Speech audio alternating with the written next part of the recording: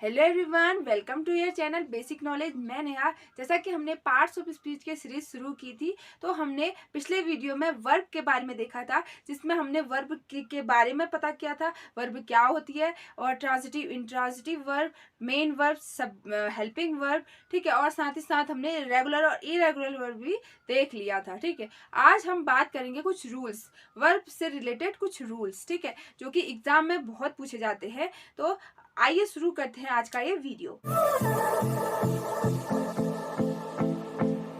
Rule of verb, verb के rule, ठीक है। क्या रूल है? सबसे पहला रूल है go, come, sleep, die, lie, fall, verb to be, ठीक है। ये वर्ब हमेशा क्या रहेंगी?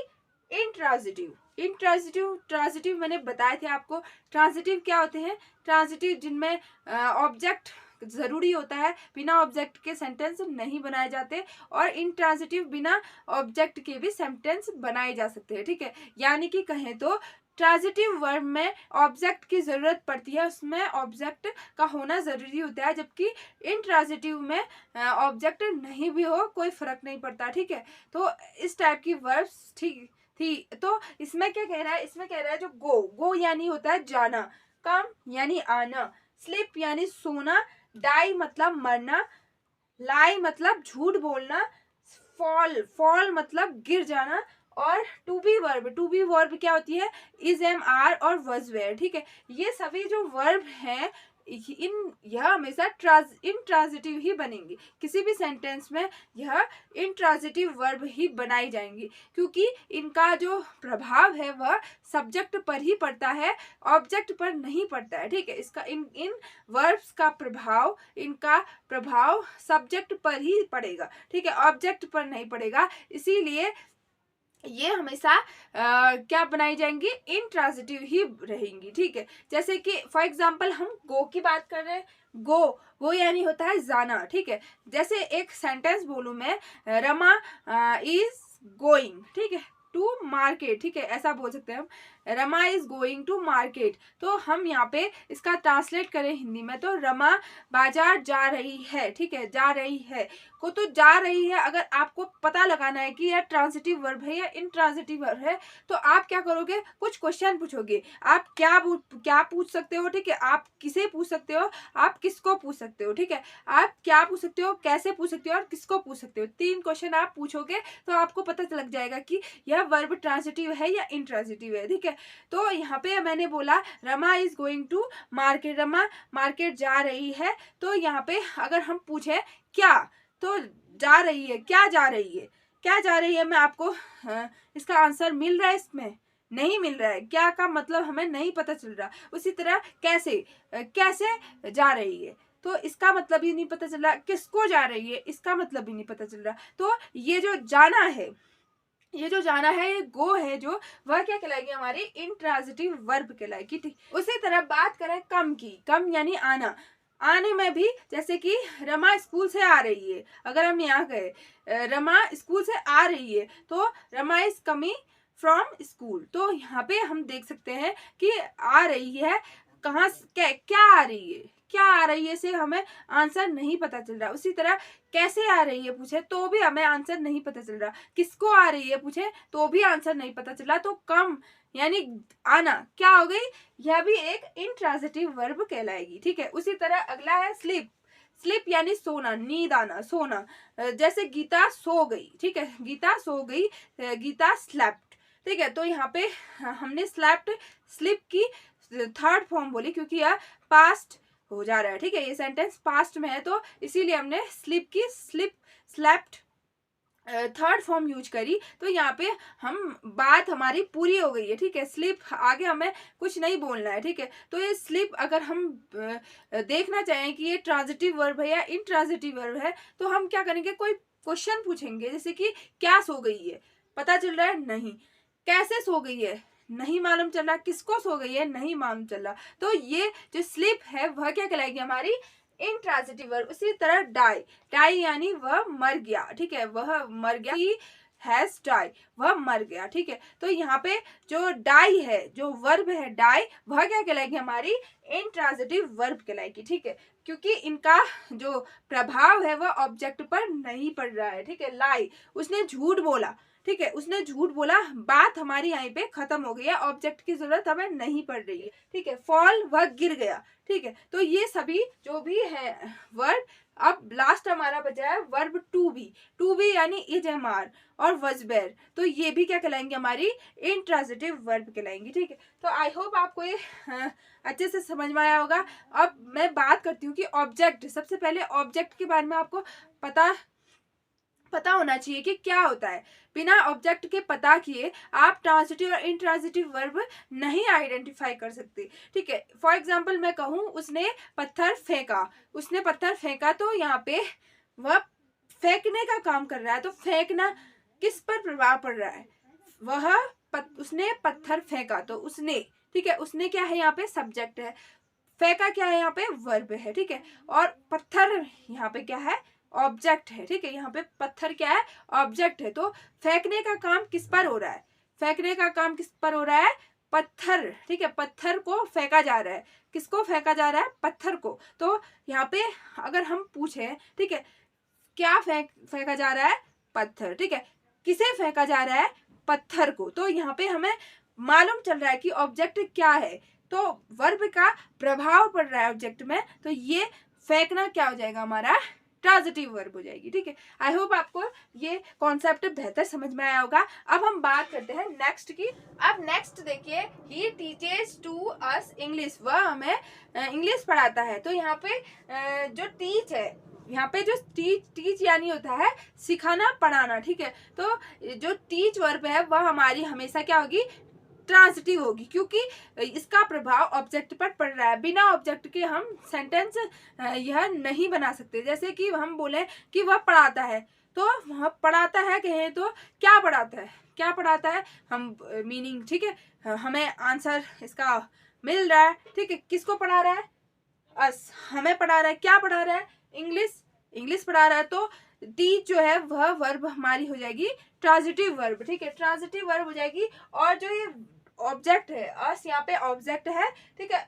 इंग्लिश हमारा यह भी ऑब्जेक्ट है, ठीक है। इंग्लिश जो है हमारा डायरेक्ट ऑब्जेक्ट है और अस हमारा इनडायरेक्ट ऑब्जेक्ट है, ठीक है। तो हमेशा जब भी ट्रांजिटिव वर्ब आए उसके बाद ऑब्जेक्ट हो, उनके बीच में देखिए ट्रांजिटिव वर्ब है, बगल में ऑब्जेक्ट है, इससे इन दोनों के बीच में क्या है, प्रीपोजिशन टू लगा हुआ है, तो ऐसा गलत सेंटेंस हो जाएगा, ठीक है।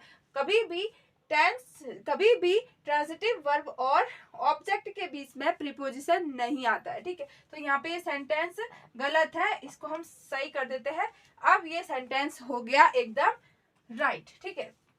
यानी कि हमेशा जो ट्रांजिटिव वर्ब है उसके जस्ट बाद ऑब्जेक्ट ही आना है, उसके बीच में कभी भी प्रीपोजिशन नहीं आएगा। भले और चीज आ जाएगा लेकिन प्रीपोजिशन हम नहीं यूज करेंगे। अब हम बात करेंगे यहाँ पे जो है डायरेक्ट और इनडायरेक्ट ऑब्जेक्ट दोनों है, ठीक है। हमने यहाँ पे डायरेक्ट ऑब्जेक्ट कहा इंग्लिश को और इनडायरेक्ट कहा अस को। तो ये ऑब्जेक्ट तो हमने समझ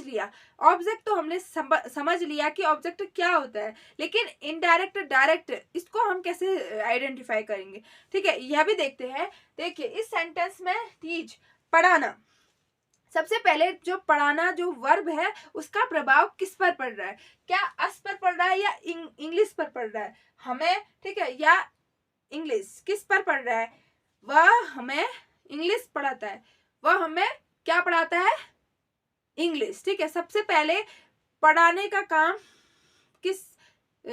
सबसे पहले पढ़ाने का प्रभाव किस पर पड़ रहा है, इंग्लिश पर पड़ रहा है, उसके बाद हम पर पड़ रहा है। तो यहाँ पे इंग्लिश क्या हो जाएगा, यहाँ पे डायरेक्ट ऑब्जेक्ट हो जाएगा और अस यहाँ पे क्या हो जाएगा, इनडायरेक्ट ऑब्जेक्ट। जैसे कि फॉर एग्जाम्पल मैं कहूँ मैंने पत्थर तुम पर फेंका, ठीक है।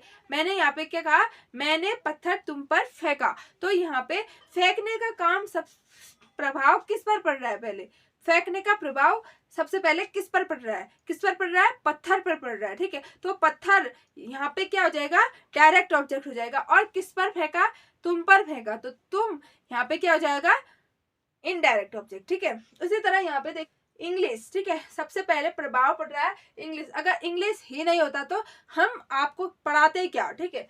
यह यह हमें क्या पढ़ा था अगर इंग्लिश नहीं होता तो सबसे पहले प्रभाव किस पर पड़ रहा है, इंग्लिश पर पड़ रहा है, तब जाके हम पर पड़ रहा है, ठीक है। तो यहाँ पे इंग्लिश क्या हो जाएगा हमारा डायरेक्ट ऑब्जेक्ट और अस हो जाएगा हमारा इनडायरेक्ट ऑब्जेक्ट, ठीक है। अगर मान लो यहाँ पे हमें, ठीक है, डायरेक्ट ऑब्जेक्ट को आगे लाना है और इनडायरेक्ट ऑब्जेक्ट को पीछे लाना है, ठीक है। हमें कहना है कि ही टीचेज इंग्लिश अस, ऐसा बोलना है। तो हम कैसे बोलते हैं, क्या ये सेंटेंस सही होगा, ही टीचेज इंग्लिश अस, ये सही लग रहा है आपको, नहीं ना। तो हम इसको ऐसे किस तरीके से बना सकते हैं ताकि डायरेक्ट ऑब्जेक्ट पहले आ जाए और इनडायरेक्ट ऑब्जेक्ट बाद में चल जाए। तो हमें क्या करना होगा, प्रीपोजिशन लगाना होगा। कहाँ पे लगाना होगा, ही टीचेज इंग्लिश टू अस, ठीक है। अस के पहले क्या लगाना होगा, टू लगाना होगा, यानी प्रीपोजिशन लगाना होगा, तब जाके सेंटेंस सही होगा, ठीक है। इसको हम ऐसे भी बोल सकते हैं, ही टीचेज अस इंग्लिश, ऐसे भी बोल सकता है। और इसको हम बोल सकते हैं, ही टीचेज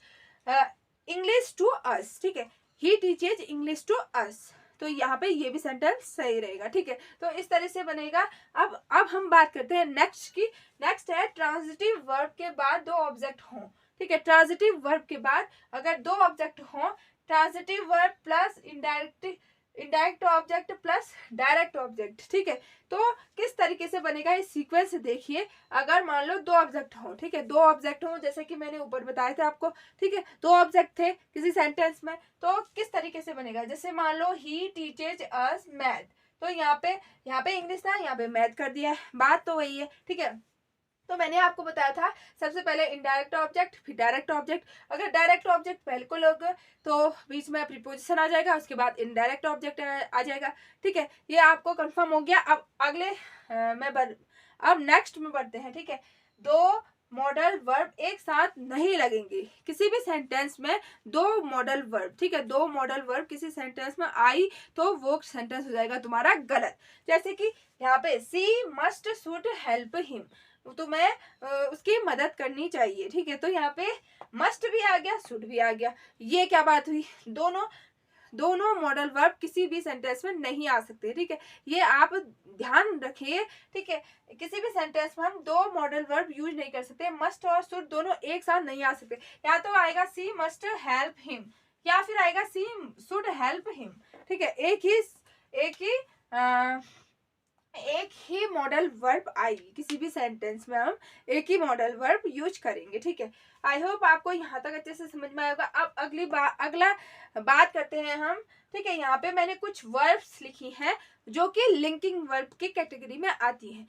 और अब आप बोलोगे लिंकिंग वर्ब क्या होती है। अब बिना लिंकिंग वर्ब के समझे, ठीक है, बिना लिंकिंग वर्ब को समझे आप इस रूल को नहीं समझ सकते, ठीक है। तो अब शुरू करते हैं एक बार लिंकिंग वर्ब के बारे में। लिंकिंग वर्ब होती क्या है, देखिए। लिंकिंग वर्ब, कोई भी लिंकिंग वर्ब सब्जेक्ट को, ठीक है, कॉम्प्लीमेंट, ठीक है, कॉम्प्लीमेंट से जोड़ती है, जोड़ने का काम करती है। कोई भी लिंकिंग वर्ब क्या करती है, सब्जेक्ट और कॉम्प्लीमेंट को जोड़ने का काम करती है, उसको ही हम क्या कहते हैं, लिंकिंग वर्ब कहते हैं। अब कॉम्प्लीमेंट क्या हुआ, सब्जेक्ट तो आप जानते हो, जो काम करता है, कोई करता, ठीक है, उसको क्या कहेंगे, सब्जेक्ट कहेंगे, जो काम कर रहा है। लेकिन कॉम्प्लीमेंट क्या हुआ, कॉम्प्लीमेंट उसे कहते हैं, ठीक है, उसे कहते हैं जो सब्जेक्ट के बारे में कुछ एक्स्ट्रा इंफॉर्मेशन दे, एक्स्ट्रा जानकारी दे, ठीक है, उसे क्या कहते हैं, हम कॉम्प्लीमेंट कहते हैं। अब कॉम्प्लीमेंट कैसे होगा, कॉम्प्लीमेंट फ्रेज भी हो सकता है, क्लॉज भी हो सकता है। फ्रेज यानी कि वाक्य का छोटा सा अंश, ठीक है, और क्लॉज भी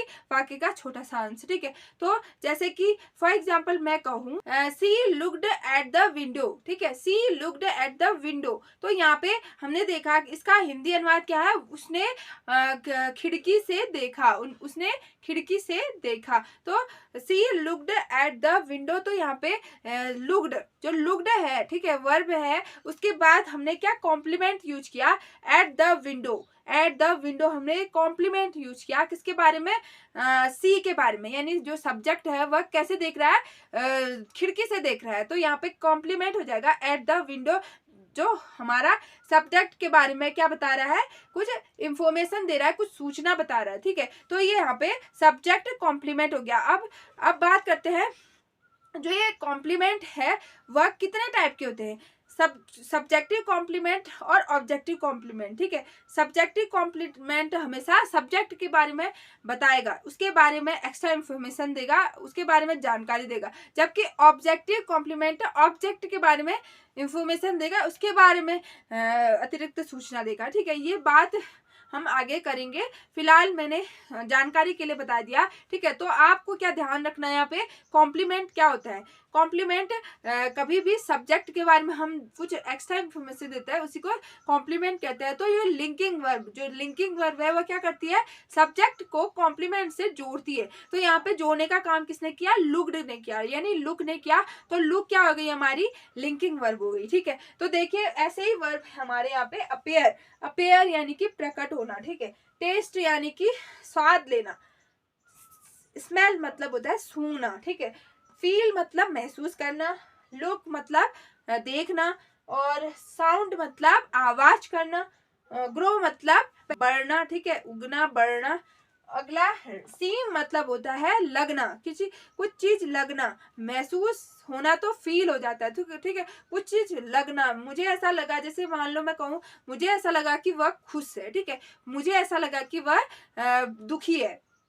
तो इस तरह से लगने के सेंस को हम सीम कहते हैं, ठीक है। रिमेन यानी रहना, बिकम यानी बन जाना कुछ, ठीक है। तो इटीसी इतने सारे होते हैं, ये सभी क्या है, हमारे लिंकिंग वर्ब्स हैं। यह हमेशा कॉम्प्लीमेंट को सब्जेक्ट से जोड़ती है, इसीलिए हम इनको लिंकिंग वर्ब कहते हैं। और लिंकिंग वर्ब जैसे फॉर एग्जांपल हम कहें she is at home, she is at home, तो यहाँ पे एट होम जो है वह क्या है, वह कॉम्प्लीमेंट है सब्जेक्ट के बारे में, हम कॉम्प्लीमेंट बता रहे हैं कुछ।